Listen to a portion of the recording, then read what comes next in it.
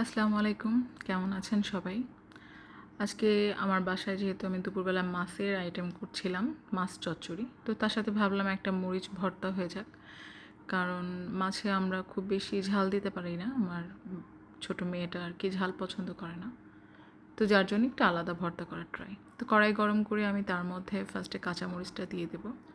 কাঁচামরিচ থেকে যেহেতু একটু পানি গলে, তো এটাকে আগে ফার্স্টে এই জন্য কিছুটা সময় আমি টেলে নিচ্ছি। যেহেতু আমি তেল ছাড়া আজকে ভর্তাটা ভাজবো, আমি ভর্তাটা করার পরে তেল দিব।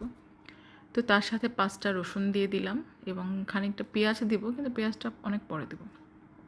মরিচ এবং রসুনটা বেশ সময় ধরে আমি ভাজা ভাজা করেছি এবং হাই হিটে রান্না করেছি আমি টোটাল ভাজাটা এবং মাখানোর আগ পর্যন্ত পুরোটাই আমি হাই হিটে করেছি।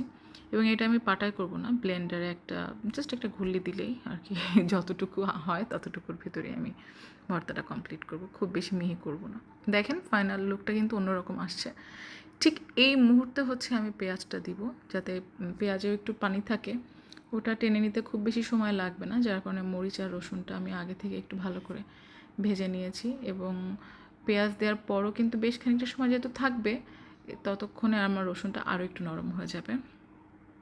আর আমাদের বাসার সবাই খুব পছন্দ করে এই মরিচ ভর্তাটা, যেহেতু বাচ্চাদের কারণে আর সবসময় ঝাল দিতে পারি না তরকারিতে, একটু সমস্যা হয়ে যায় ওদের জন্য, যার কারণে মাঝে মাঝেই আমরা এই ভর্তাটা করি। তো এটা যখন টালা হয়ে যাবে, পেঁয়াজটাও যখন রং চেঞ্জ হয়ে যাবে, ব্রাউন কালার চলে আসবে হালকা, তখন আমি ব্লেন্ডারে ঢেলে নিব এবং হালকা একটু ব্লেন্ডারে ব্লেন্ড করে নিব, খুব বেশি মিহি করতে যাব না। তো দেখেন এই যে আমাদের মরিচ কিন্তু ভাজা শেষ, পেঁয়াজের কালারটাও চেঞ্জ হয়ে আসছে।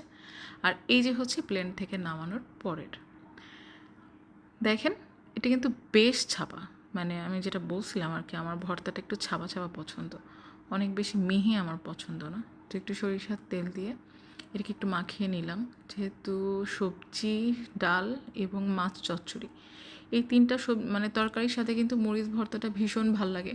আর আমার মনে হয় না মরিচ ভর্তা পছন্দ করে না এমন মানুষ আছে। তো বাসায় আপনারাও চাইলে ট্রাই করতে পারেন, আমার ভীষণ ভালো লাগে।